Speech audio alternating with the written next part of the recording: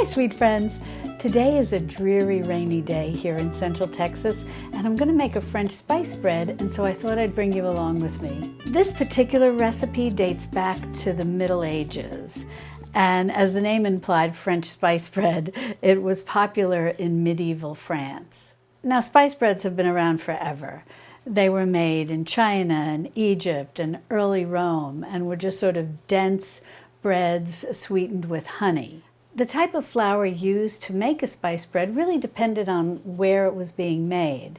Now, when it was being made in medieval France, the flour that was used was often rye flour. And so that's what we're going to use today. And sometimes in addition to rye flour, the home cook might also include some wheat flour, a whole wheat flour. Now, not the whole wheat flour that we're accustomed to seeing at the grocery store today.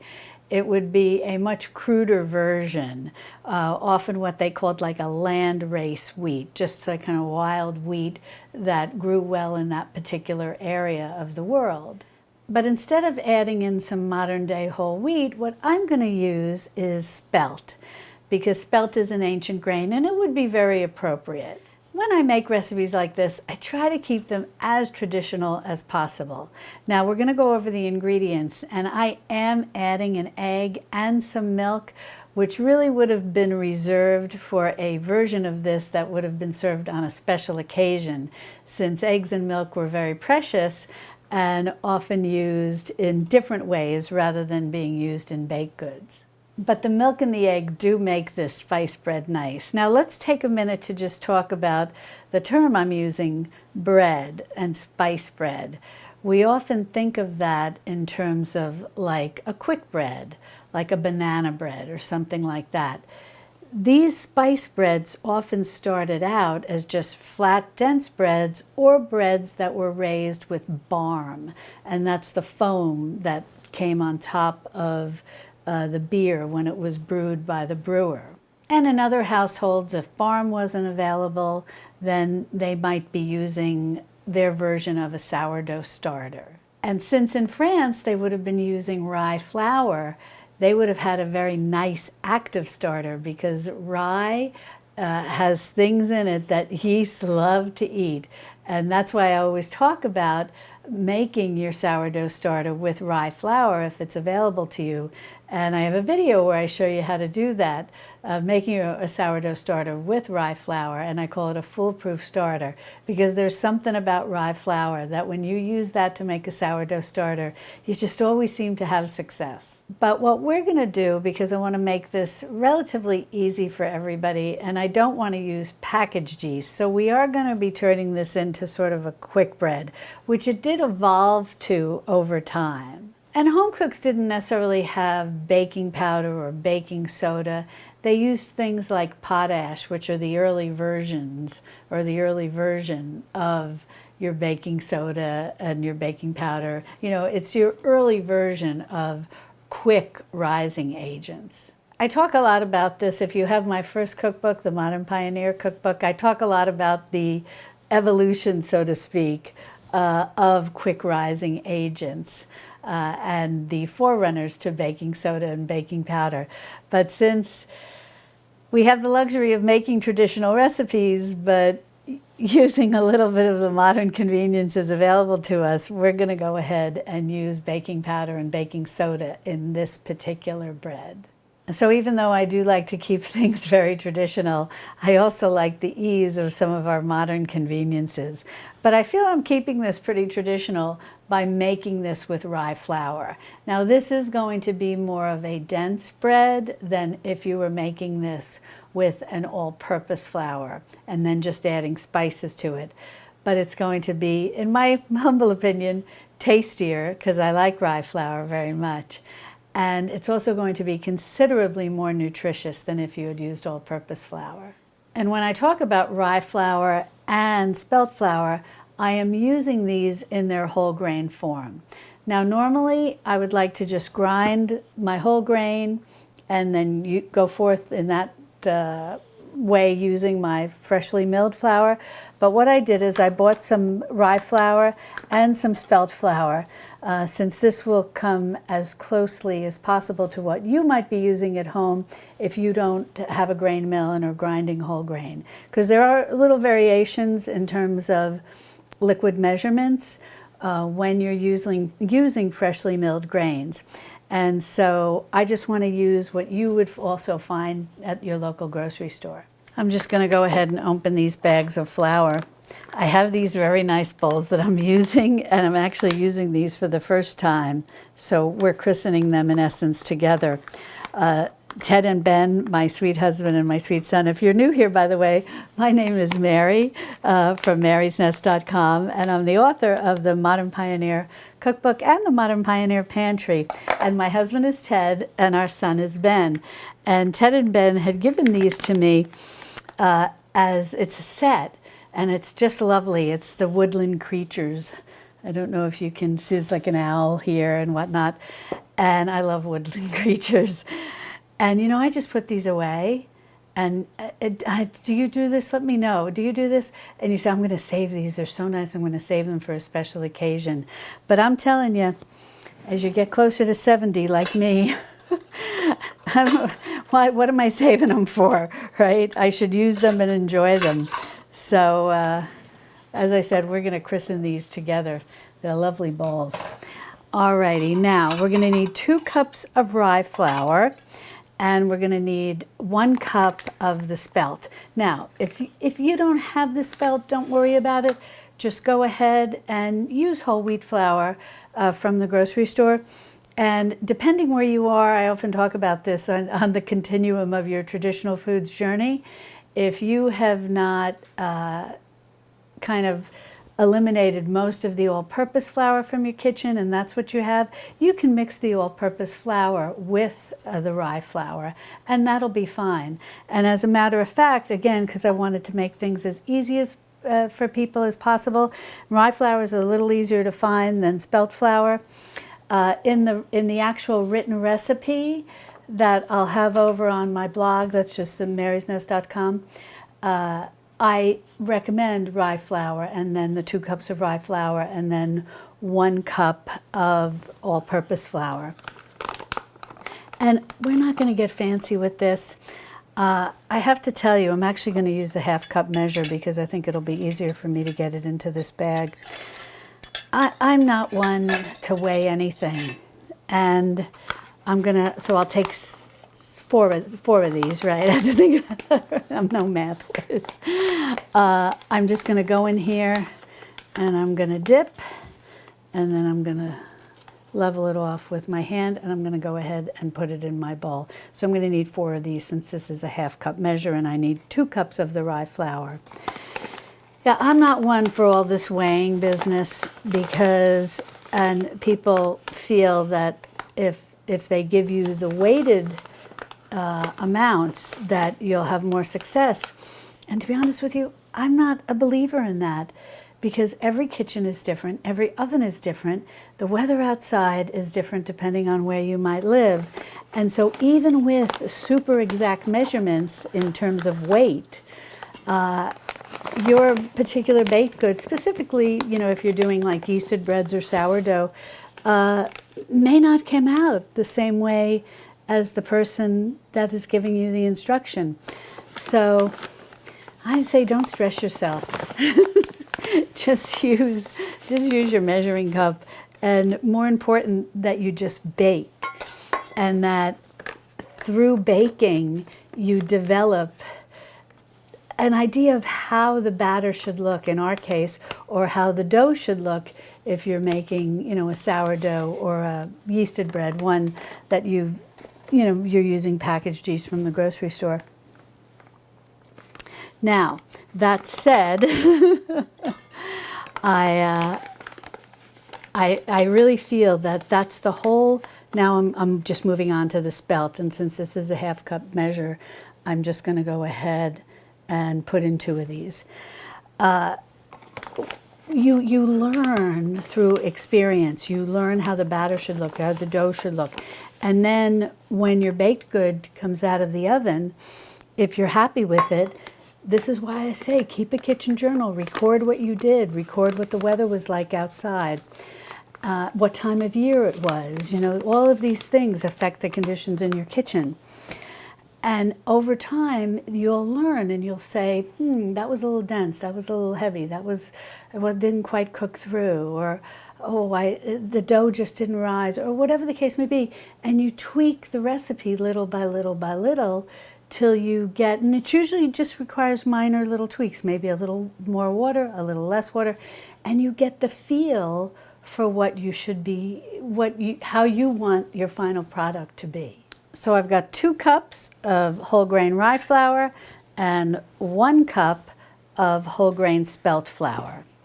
Now we're going to go and add in the rest of our dry ingredients. Oh no, I wanted to mention, I forgot to tell you in the beginning, go ahead and preheat your oven to 350 degrees Fahrenheit, and then also get a 9x5 loaf pan and go ahead and grease it. I greased mine with butter. Now I've got a glass loaf pan. I really like to bake in glass, but any loaf pan you have will do. And I did measure the interior, and it is exactly 5 by 9 inches. Alrighty, now we're gonna put in 1 teaspoon of baking powder, and 1 teaspoon of baking soda. And don't worry, it won't have the flavor of the baking soda because it's heavily spiced. And number 2, that's number 1. Number 2 is that it does help with the leavening, because we are using whole grain flours, and especially in the case of rye, which can be very dense. So that little bit of extra, because normally you might see 1 teaspoon of baking powder and maybe 1/2 or 3/4 of a teaspoon of baking soda, but we're going to put in a little extra baking soda, and it'll help, especially working with a denser grain. And then I'm just going to go ahead and put in a 1/2 teaspoon of salt. And when I bake, I just use a fine ground sea salt. I don't really worry about what type of salt it is, so just go ahead and use whatever salt you have on hand, but you just want a 1/2 teaspoon. Now we're going to go ahead and add in the spices. And you know, as I mentioned earlier, I'm going to put in 2 teaspoons of cinnamon. What I wanted to share with you that I mentioned earlier, there have been so many different types of varieties or ways that different home cooks, different people in different countries, different changes throughout the centuries with this bread. So there are many variations on the spices that you can add to this. But the mixture that I'm sharing with you, I think, is very flavorful. Now we're going to go ahead and put in a teaspoon of ginger.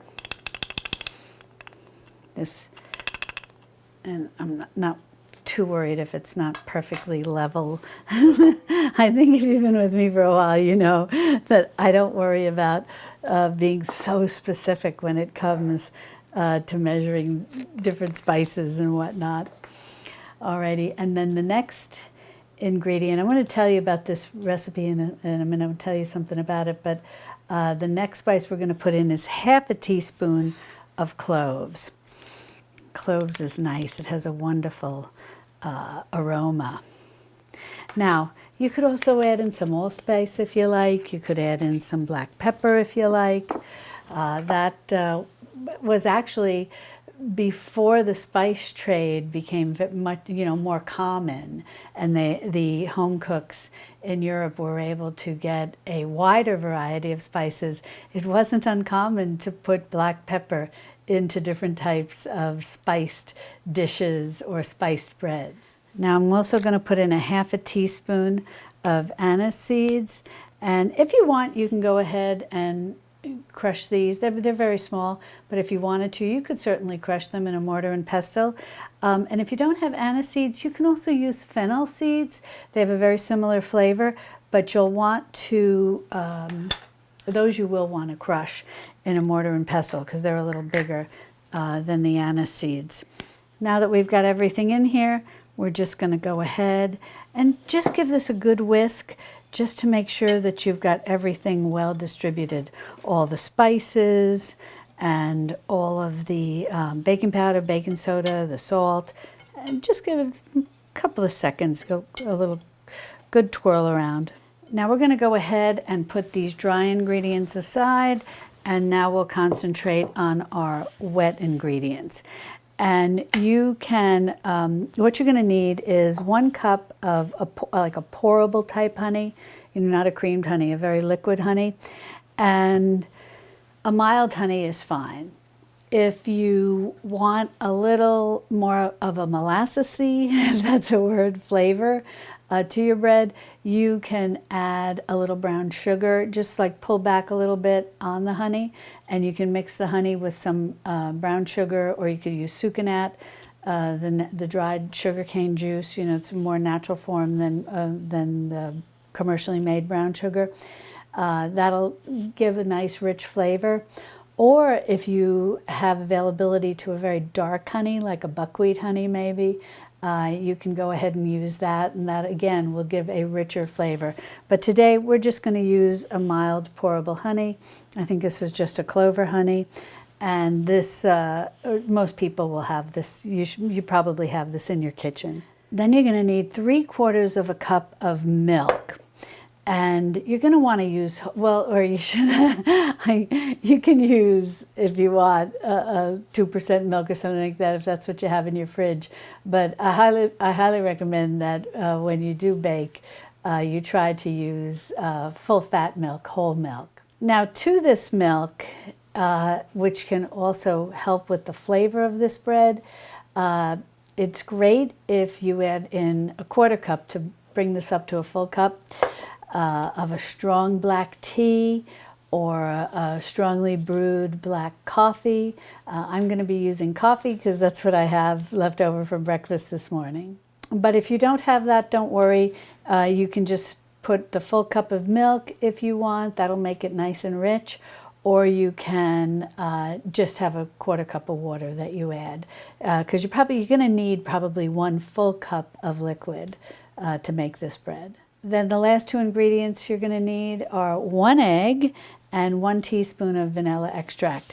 Now, for the egg, in the written recipe, I say 1 large egg because I have to tell you, I learned when writing my first cookbook, I would often just say 1 egg, and my editor was cute. He'd go, a large egg, a medium egg, an extra large egg, and again, since I'm not one for being super precise, I really don't think it's necessary. I remember once having a conversation with my mother back what we were talking about earlier about weighing flour and all of that, and I said, oh, they're weighing ingredients or something. I forget, I said something in passing, and she said, what are they weighing? I thought that was very cute. And I was just telling my husband the other day that my mother, it was only recent that I remember her actually having measuring cups like this. She would often just use a teacup. Again, it was all about feel. She knew how a batter needed to look or how a dough needed to look. And we all need to get back to that, because that's how we can really have success in building our traditional foods kitchens and not being so stressed, about being so precise. And why was I telling you that about the large egg? Yeah, so the recipe says 1 large egg, but really, if what you have in your fridge is a medium egg, if it's an extra large egg, if you have chickens and you just have eggs from your chicken, just use that. Don't worry about it. And if you feel the egg looks very small, you can always use 2. This is my coffee from this morning. I don't know if it's truly all that strong, but it's good enough. It's a French roast, and those are usually a little stronger than some of the other coffees that I've enjoyed. I got one of these small whisks to whisk all of the honey and milk and whatnot, everything together. I love these little things. I once saw Nigella Lawson on TV. She called it a magic whisk, and I just love it. Alrighty, now what I'm going to do is I'm just going to give this a little mix to just incorporate that coffee, and I'm going to go ahead and put this right down into my bowl. If you have a big measuring cup, which I do, I should have probably taken that out, but again, I wanted to use these nice bowls.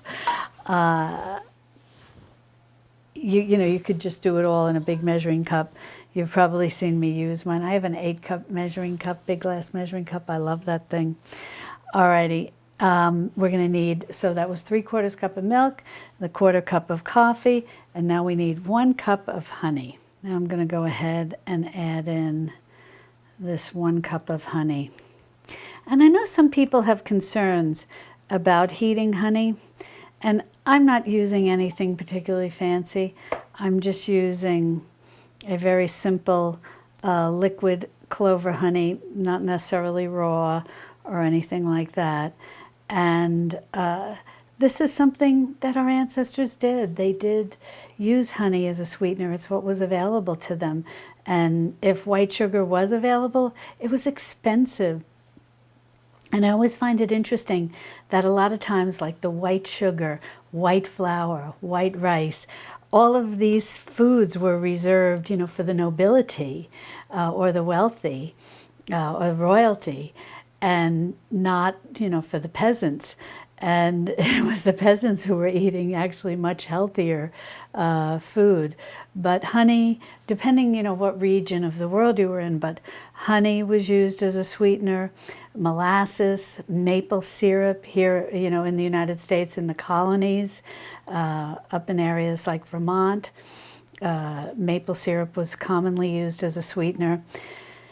So we have a lot of options available to us, and I don't want you to be worried, you know, about heating honey.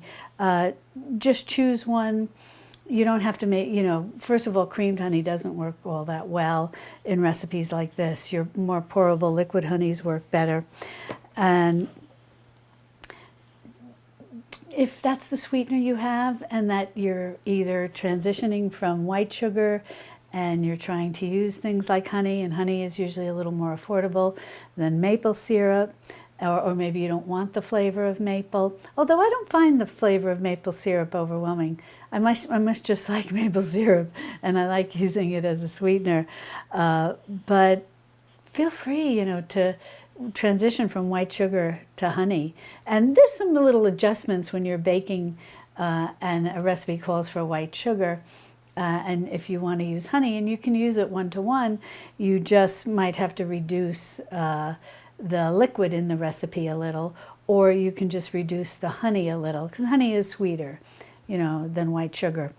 But that was kind of a long story to tell you that I don't mind heating it and using it as a sweetener in baked goods. Okay, and now to this, we're going to go ahead and add in, oh no, we're going to do the honey, the milk, and the tea, yeah. And now I just want to, you know, you can see like the honey is still kind of thick. And I'm just going to whisk this until it gets a little more incorporated. I left the milk out so it was room temperature. So hopefully, because I didn't want the honey to like seize up and harden, I want it to mix well with this milk. So I'm just going to keep doing that until the honey, I'm going to keep whisking this until the honey becomes more dissolved. And you can see it too, see the color's changing. And it's becoming nicely dissolved. Now you can see the honey is dissolved beautifully in the milk, and it's made everything kind of beige in color. But you'll see when I pick up my whisk, it's not thick anymore. Next, all we need to do is put in our egg. And I usually like to break my egg into something before I actually add it in, just in case it's not looking perfect. But this egg looks very nice. And then, so I'm going to go ahead and just add that right in. And then we're going to add in a teaspoon of vanilla extract. And we'll whip that up, and then we'll add the liquid to the dry. I'm just going to put a teaspoon of vanilla extract. And we'll whisk this up. And then we will add it to our dry ingredients. And we'll be ready to put it into the oven, into our loaf pan. Now this does, because we're working with some dense flours here, this does take about an hour to bake. But just keep an eye on it. You know, again, like I said, every oven is different. Usually whenever I read a recipe and it says, you know, takes 50 minutes to bake, I like to check it at 40, 45, you know, just with a toothpick, and see if the center has baked through. In this case, I recommend check it around 50 minutes. So I've got the egg nicely whisked in here, and I'm just going to make a well just in the middle of the dry ingredients. Whenever I add wet ingredients to dry ingredients, I like to go ahead. I don't know if I lift this up, it's probably all going to collapse. But I just, just push all the flour to the sides so that you can see the bottom of the bowl in the middle. And I find this is the best way to incorporate liquids to dry. Alrighty, I'm going to go ahead and add this right down in there. Perfect. And now I'm just going to mix this very gently. You just want to, just like as with any bread that contains bacon or muffins, any type of baked good that has baking powder and baking soda in it, you never want to overmix. When you overmix, that's when you run into problems and things become very dense. You just want to give it, and especially since we're working with whole grain flours, we want to be exceptionally conscientious about not overmixing. You just want to make sure that all of your flour becomes moistened, that the liquid has been absorbed by the flour, everything's moistened, but nothing is overmixed. Everything's moistened. On the last spin, I saw a little bit of flour, gave it one more spin, and now everything is beautifully moistened. And this is exactly what your batter should look like. Might look a little lumpy, but don't worry about it. It's going to come out perfect. You just don't want to overmix. Now I'm going to go ahead and pour our batter right down into our buttered pan here, our buttered loaf pan. And then once we get it all in, I'll smooth over the top, and in the oven it'll go. So just smooth this over with your spatula. I love this little spatula for this job. And the big thing is you just want to make sure you get the batter relatively even so that you've got it worked into the corners. Sometimes a thicker batter like this with a whole grain flour can kind of want to plop right in the middle. I was trying to move the bowl, when I was pouring it in to make the job of trying to spread it out a little easier. And then just give it a little smoothing on the top. Nothing fancy. Let's go pop it in the oven now, and we'll check it at about 50 minutes, but I think it's probably going to take an hour. And I just wanted to mention that you're going to want to put that on the middle rack of your oven. That's where it'll bake the best. Now, while that's baking, I just want to mention to you that I wrote an article for Backwoods Home magazine about this spice bread and about the significance it had in my family. It's kind of a funny story, how my mother came to make this bread out of my dad's love for rye bread, but the whole French aspect of it is kind of funny, which I address in the article regarding my father's poor French pronunciation and how he had trouble with French in school, but I think you'll enjoy the article. But I wanted to mention to you that the people at Backwoods Home magazine are so nice. They also, this is what the magazine looks like, they also publish Self-Reliance. And I love having these on my bookshelf. I love books, I love magazines. We used to really enjoy reading the newspaper, but there's not many left anymore, and they're so thin that we really don't get them anymore. But I love these magazines, and they're really substantial. A lot of magazines have gotten so thin, but these are really substantial. And the folks at Backwoods Home are so sweet because they offer a 50% discount on a subscription to Backwoods Home to my viewers. And you can get more information about that in the description underneath this video. And you can also subscribe to Self-Reliance too and get 50% off. And I just love having these on my shelves. They're such a wealth of knowledge. And I like hard copy. And if you've seen occasional videos that I've filmed in my living room, we love hard copies of things. We joke sometimes, we must have thousands of books in our house. I don't know what's going to happen if we ever have to move. And if you're familiar with these magazines, you know how terrific they are. If not, they're they're wonderful magazines, and I'll just read to you their tagline under the Backwoods Home magazine cover. It says, "Practical Ideas for Self-Reliant Living." And that's really, that says it in a nutshell, and it says it for both magazines. They provide information on gardening, on cooking, raising animals, building a cold frame, different construction projects around your homestead, all types of things. And it really, and when I use the word homestead, I use it very loosely, because you could be living in the city, you could be living in the suburbs, you could be living in the country. There's something for everybody in these magazines. They also have a wonderful line of books. If you've ever had the magazine, you'll know that they do talk about the different books periodically in the magazine. As a matter of fact, the cover, when you open Backwoods Home, it shows all of the books that, this one section, I should say, of the books that they offer. And things like animals, canning basics, food storage, gardening, homestead cooking, homesteading, pressure canning, water bath canning. They cover a lot of stuff. But different things like this, they have articles like "Your Dog Can Be Your Homestead Helper." I like that because I love dogs. Detroit Urban Homestead. So it's like I said, it doesn't really matter where you live. It's very much a mindset. There's an article on poison ivy. There's an article on sheep, how to make a simple sauerkraut, delicious treats made with wild mint. I found that article exceptionally interesting. I like mint very much. Smoky cream of asparagus soup, savoring the taste of summer. Oh my, who was that written by? Me.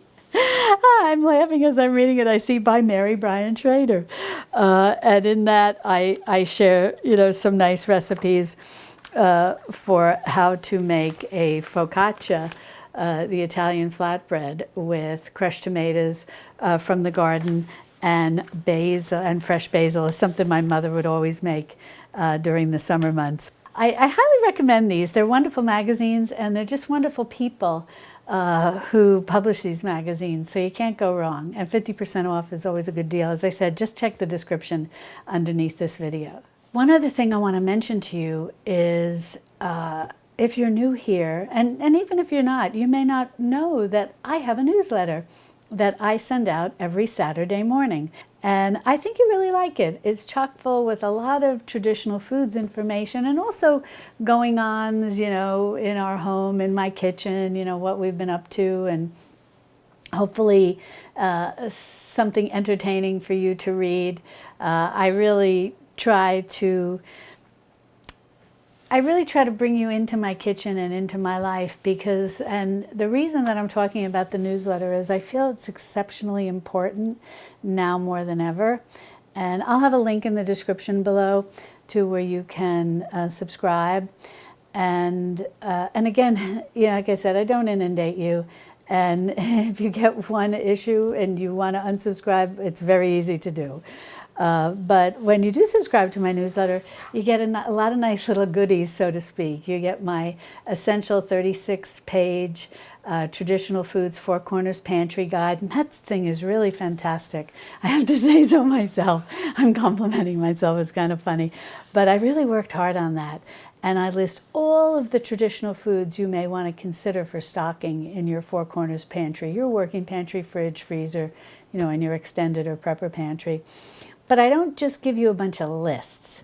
I tell you where's the best place to store these particular foods you may buy, how to use these foods that you buy, not just stock up on them. And I have links to videos showing you how to use these foods, how to use them to make meals, and how to properly store them, and so on and so forth. So I give you a lot of information in that. I also include, which right now is the season we're going into with fall and winter coming, you'll also be able to download and receive my 7-day winter menu plan. And again, that isn't just a list of recipes. I give you breakfast, lunch, and dinner for a week's worth of recipes. I have links to my website where you can print recipes, you can watch videos, so on and so forth.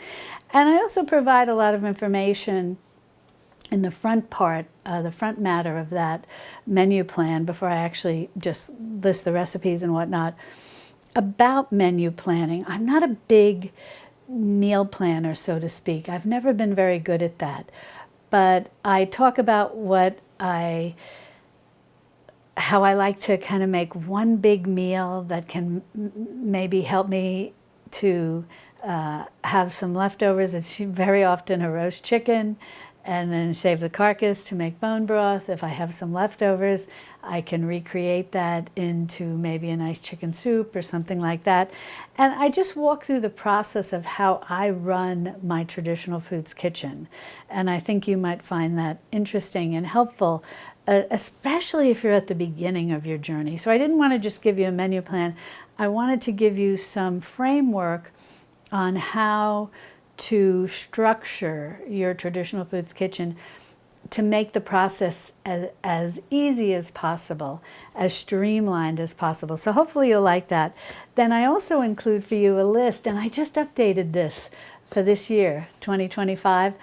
I include a list of 15 books that I think should be on the bookshelves of every Traditional Foods Kitchen.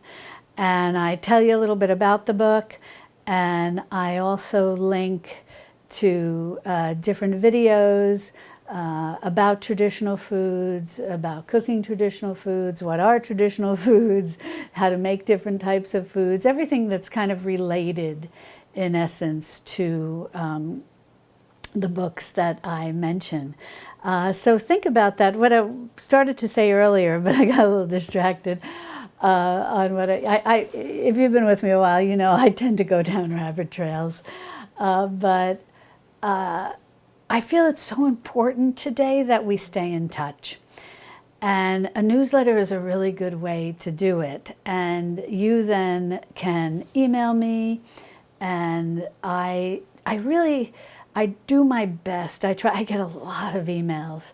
And just like on YouTube, I get a lot of comments, and I do try every day to answer at least a few comments on YouTube, and especially on Saturday mornings.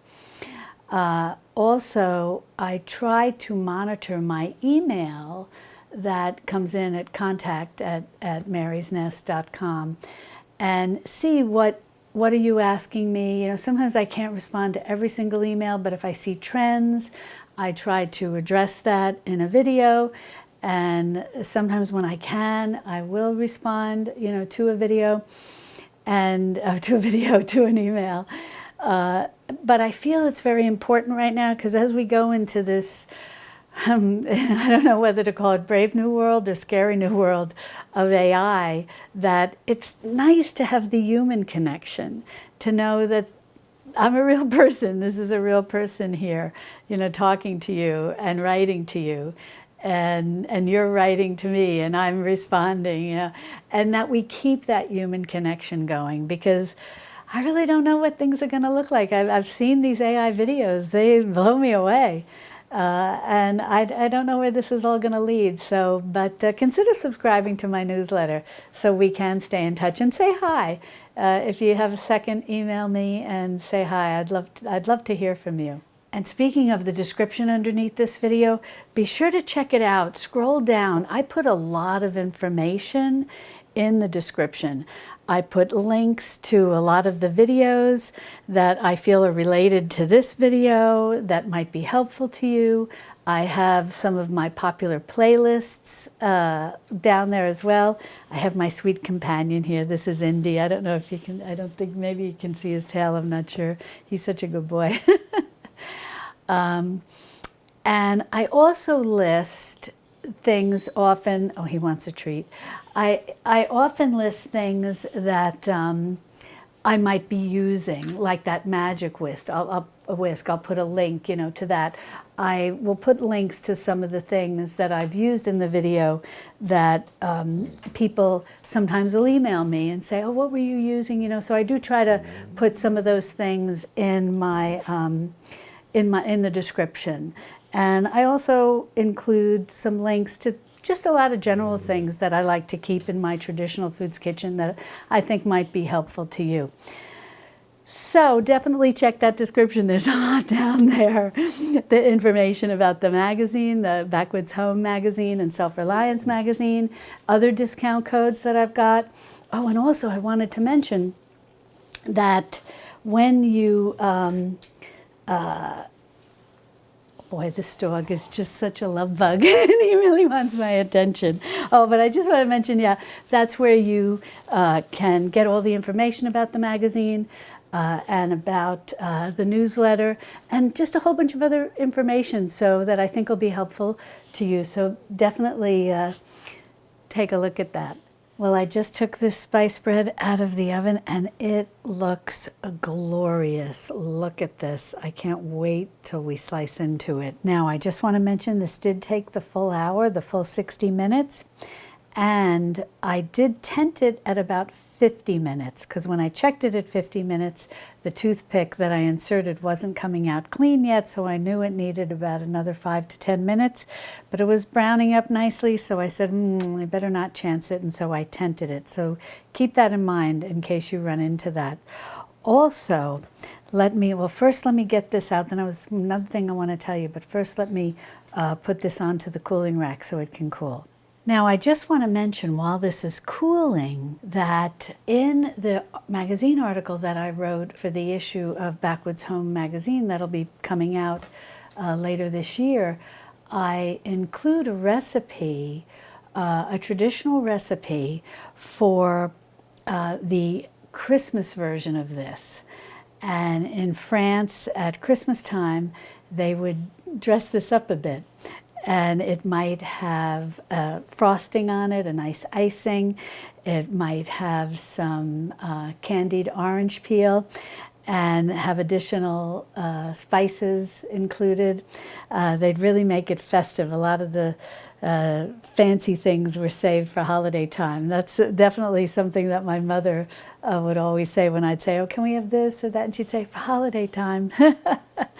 And so, but in that magazine article, I do include the recipe for the Christmas version of this.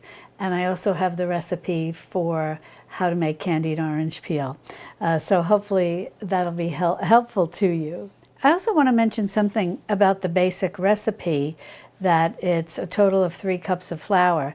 And if you've ever found when you're making some type of loaf bread like this, and maybe a banana bread or a lemon loaf, those are very popular ones, and you don't wind up getting a nice crown on it, look at the recipe and see if it's only calling for 2 cups of flour. I've noticed that a lot of the loaf pan recipes that I see on the internet will often only call for 2 cups of flour. So you're going to get a much smaller bread, and you're probably not going to get as nice a rise out of your loaf pan.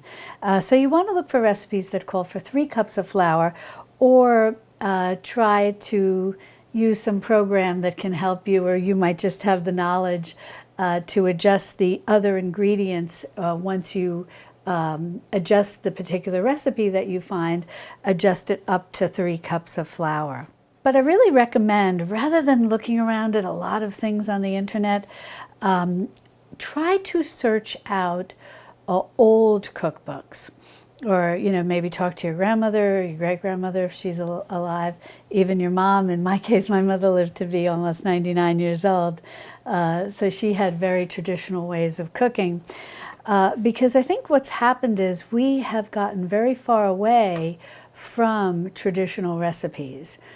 A lot of recipes on the internet have been tweaked to the point where they no longer really resemble what our ancestors made. And our ancestors made foods and prepared foods in a certain way to maximize nutrition.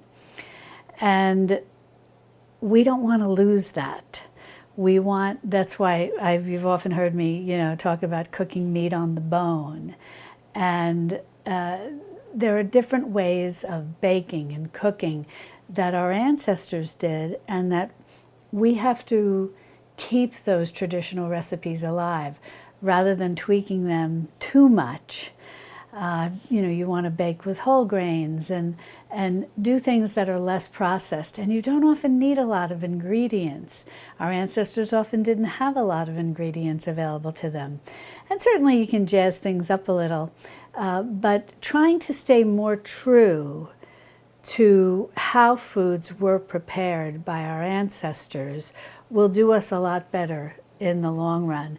So I say, find books that focus on traditional recipes, find older books that, just by the nature of them being old, and when I say old, like more than 100 years old, search those out, and then search out newer books that revive those traditional recipes. Alrighty, and I'm getting on my soapbox talking about that, but let me, this is cold. It's still warm. It's cold a little bit, but I think it'll be fine.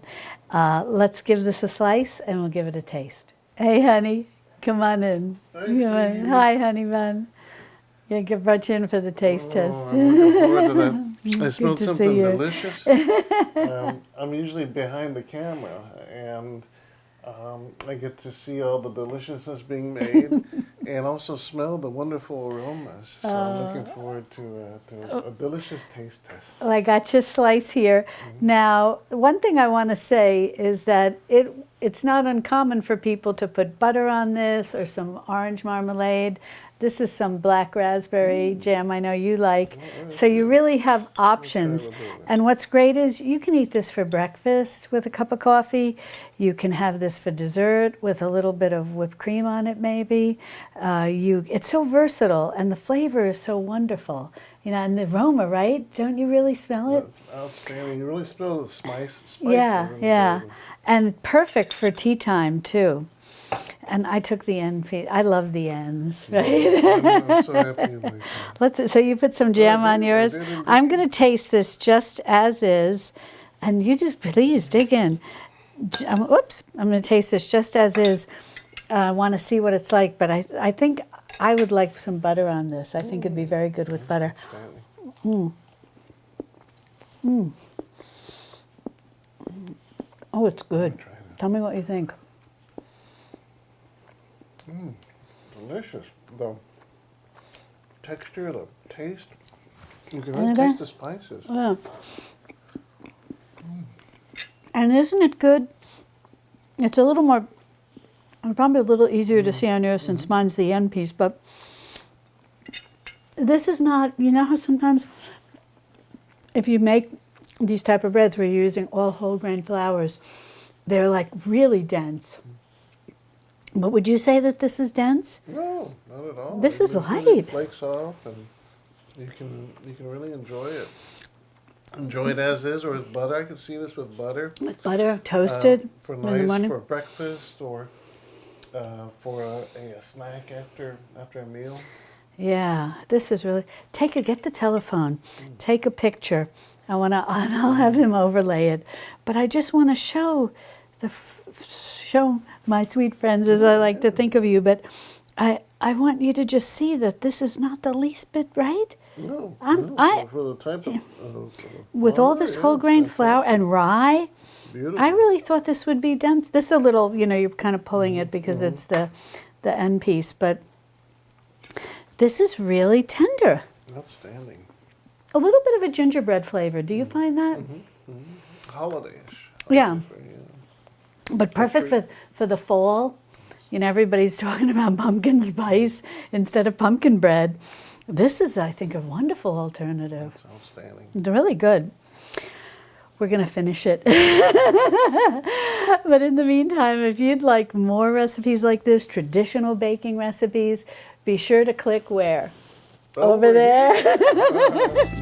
Look over here, where I have a full playlist for you, all curated with a lot of different traditional baked goods, both sourdough, yeasted, and quick breads like this.